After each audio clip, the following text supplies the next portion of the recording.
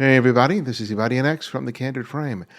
I have been thinking a lot about process, the way in which I and other people make photographs. If you've ever taken any of my workshops or have been listening to this, watching this YouTube channel for a while, you'll get a sense that a lot of my photography, recently at least, has revolved around this idea of finding setting first. I look for light, shadow, line, and shape. I basically look for a stage, and then I methodically build the composition together, waiting for that final flourish, either a person walking through the scene, a bird flying through the air, or something to help complete the shot. And it's allowed me to make really precise images because I have the benefit of time to carefully refine my frame. But I was looking at some other photographs, and I talked about this in the last video, where the presence of the photographer, that conciseness of framing, isn't as clearly evident. And I was looking at some photographers who were shooting from the hip for the most part, and I saw an energy and just something really interesting from the photographs. And these photographers weren't just shooting from the hip blindly. I think they had a sense of what their overall frame would look like. They were still considering the things we talk about in these videos, light and shadow especially, but they chose to photograph in a way that took that preciseness out of consideration. There was a chance for something surprising to happen, many of which are things that many other photographers would heavily critique, like, the horizon is not straight, some hand or limb or something is cut off. It seems like more like an accidental snapshot, more so than anything else. But the photographers that I've been looking at, I think that they were exhibiting a stronger awareness of the frame and the scene than most photographers might give them credit for. So when I was looking at the photographs that I wanted to choose this week, I kind of wanted to continue on the idea that I had from last week to discuss more about what process you use in order to make your photographs. I've talked about how I make my own photographs, but increasingly I'm trying to introduce a little more of that randomness.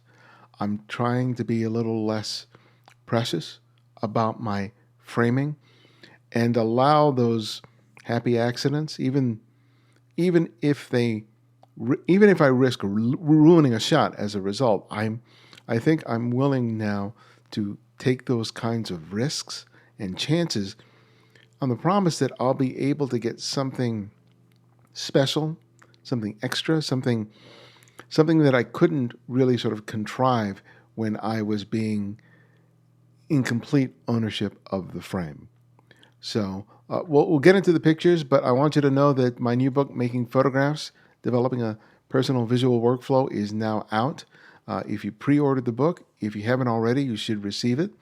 But it should be hitting the shelves in local bookstores. But if you order the book now, it's going to be readily available. And it discusses a methodology and approach to making photographs rather than taking them. If you've struggled with being a consistent photographer and you've questioned whether or not you have any talent or any real skills, well, this book is designed to help you discover where your strengths do lie so that you can create those pictures and do it over and over again, not just simply repeating yourself, but being conscious of your evolution and your growth as a photographer. I illustrate the book with a lot of my own photographs, but more importantly, the stories behind the photographs, as well as exploring all the visual ideas that I often discuss on this channel. I've gotten some great reviews to the book so far, and if you read it and you like it, please add your comments to the reviews on Amazon or elsewhere, because it'll make a big, big difference. So thanks ahead of time. Okay, here we have a shot by Bijarne Erick. This was made with the Fujifilm X100T at 1/40th of a second, f2 ISO 500. Now here is Bijarne in a train station or a metro station and something along those lines, and these people are running to catch a train. And the shot feels like it was completely improvisational, that he may have just seen something and then he just chose to make the photograph and then he just got lucky.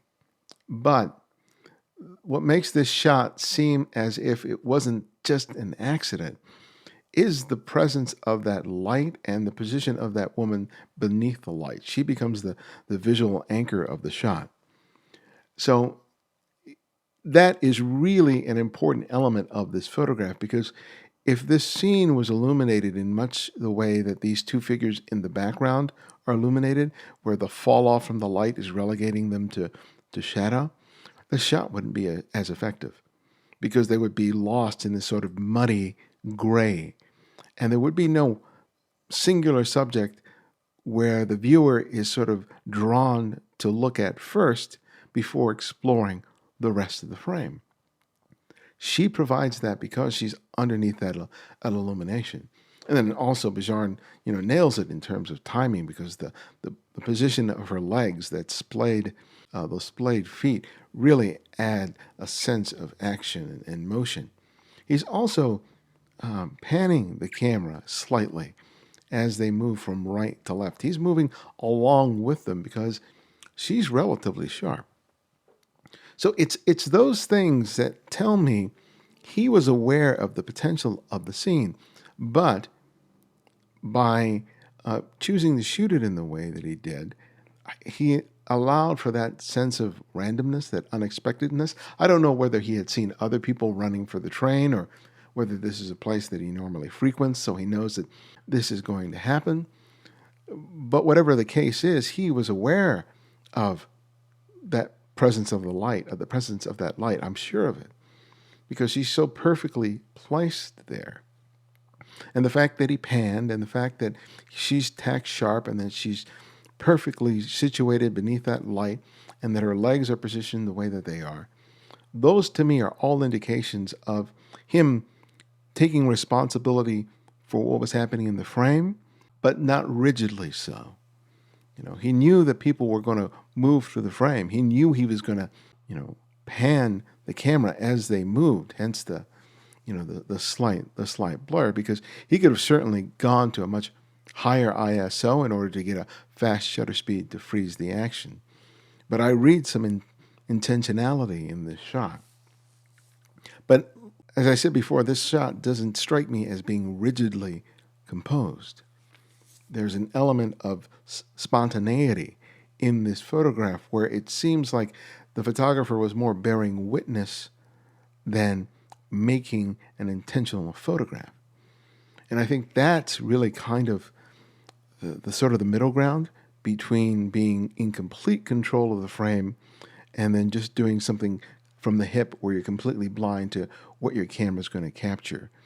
I think that between those two extremes, there's a wonderful opportunity to make photographs where the surprises can happen.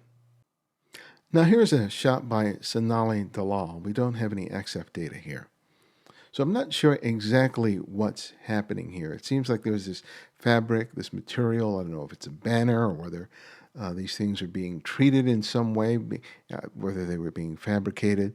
From what I can discern, the men here seem to be workers, and in the center area here, it seems like this fellow here is rolling up this fabric towards here, and this person is helping them, and this person may or may not be involved in it, but they're walking through the frame.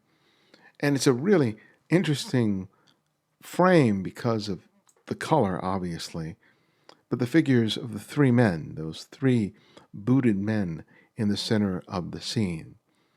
And for me, it's like, I imagine this as being a found scene, and that Sonali here leveraged that moment by composing the photograph in a way that's pretty intentional, right? Because the figures of the men, the placement of the men in the frame is a real essential part for making this photograph work, because if you had the men overlapping each other, it would just become a complex mess, and it wouldn't read as effectively as it does now. So that awareness of the relative positions of these three men and the gesture created by their legs, because that those wonderful triangles are repeated with each of them. There's an awareness of the frame, but there's also this sense of improvisation that's happening as well.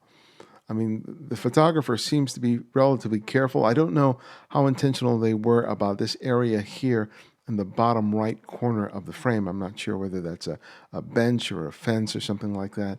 I'm not sure whether or not that bothers me or not, but I'm really more responding to what's happening here towards the center of the frame.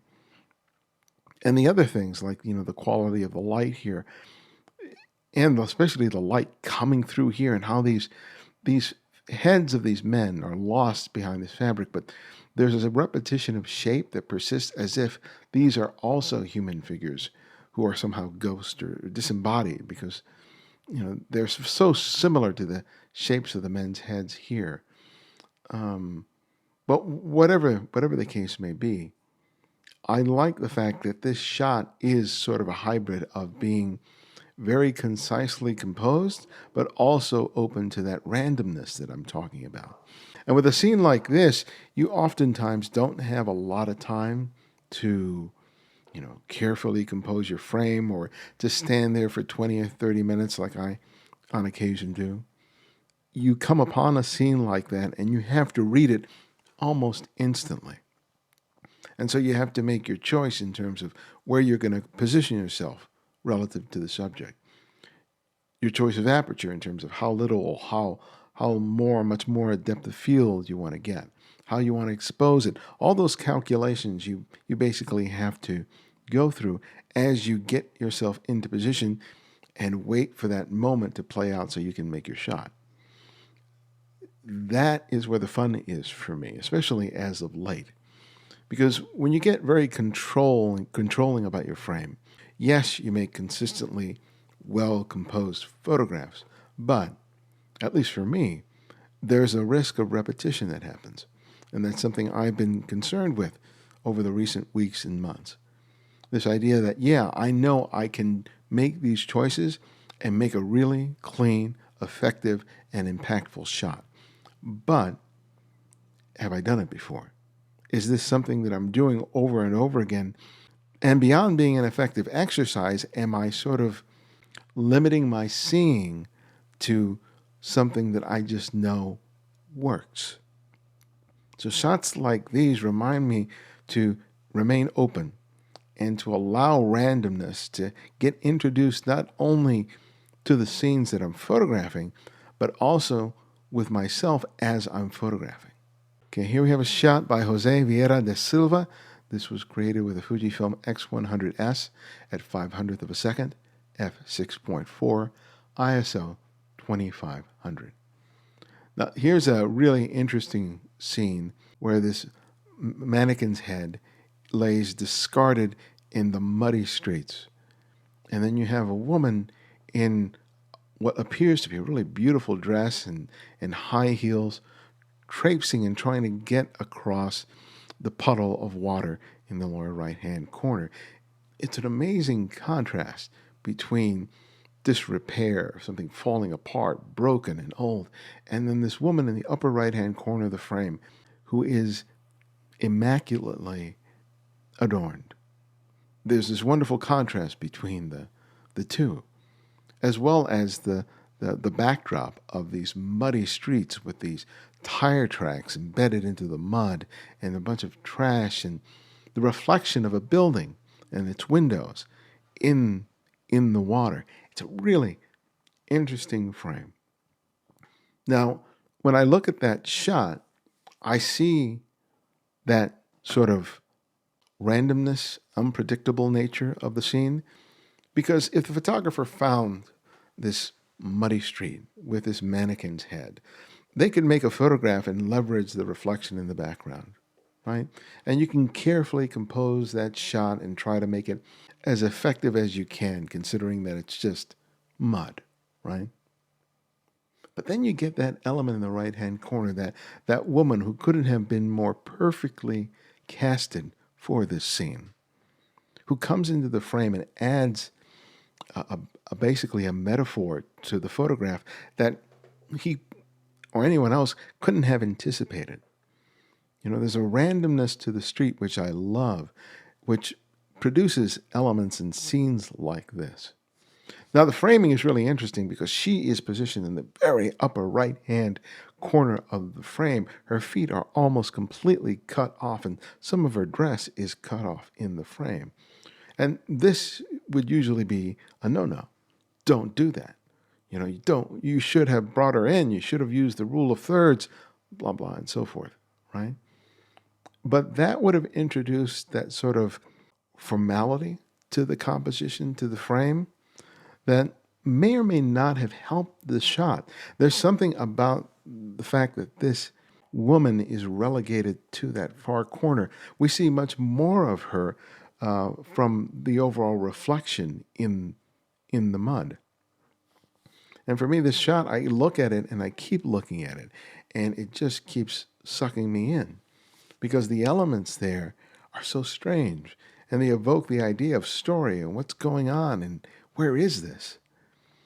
And this is something that's evoked not just because of the contents of the photograph, but because of how the photographer chose to make the image.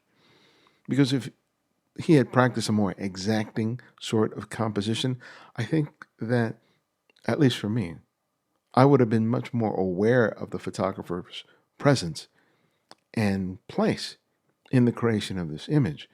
With the way this image is here, it comes off as if it's a complete snapshot, which it may well have been, but there's something that I talk about a lot to my students, is that it's about being prepared for the unexpected. That sometimes the most important work that you can do as a photographer, especially on the street, is to prepare yourself for the unexpected. Because photographers who aren't prepared for the unexpected can't make a shot like this. At least can't make a shot like this consistently. They may get lucky every once in a while. But really good photographers know that sometimes it's about being able to read the scene before the moment presents itself and recognizing the potential of a place for a moment. And that's when the magic can happen. And that's why it's important to be malleable, to be really flexible and not be so rigid with what you do with a camera and with how you're seeing. And I think these images and so many of the other images that I'm looking at recently really speak to that idea of loosening up. Sometimes I may not need to bring the camera to my eye. I may not have to have it perfectly aligned so the horizon line is level. That sometimes I may just jet out the camera and just press the shutter release button just to see what happens. Just to, introduce the possibility of chance into a frame. Because, granted, a lot of these photographs won't work. They'll just be bad photographs that are going to be consigned to the hard drive. But those moments also introduce a bit of whimsy and things that you can discover about how you see and how you respond that will inform the next time you go out and make a photograph. And what was happenstance, what was just chance, what was just pure randomness will serve as the germ of an idea, a germ of a different way of seeing, maybe even slightly so. And it will take your shot somewhere that you never would have expected. As always, I hope you found that helpful. I have just been thinking about this stuff a lot recently, and it's really been firing me up photographically. So I hope that these and all the other videos that I've been producing are inspiring you to go out there and shoot and take a few chances And if you're new to the Candid Frame is a podcast that I've been doing for almost 13 years now, where I feature conversations with photographers and their work. I've interviewed over 400 or so different photographers. The most recent one was Trey Ratcliffe, who you probably know from his popular blog, Stuck in Customs, among other things. And great conversation. It's not so much about photography as it is, lifestyle, about the mental state that you are as a creative artist. I think you'll find it interesting. And again, if you like what you're seeing on this YouTube channel and you want to contribute images, what you need to do is go to Flickr on your computer and just do a search on the Candid Frame and ask to be added, and I'll be glad to do so. If you try to do it on your tablet or your computer, you'll be notified that it's a private group and that you need to be invited. That's an issue with trying to add yourself via your phone or tablet. I don't know what it is. I don't know how to resolve it. But if you go on your computer, I'll be glad to add you. And if you like what you're seeing in these videos, please give us a thumbs up, subscribe, and I'll see you next time.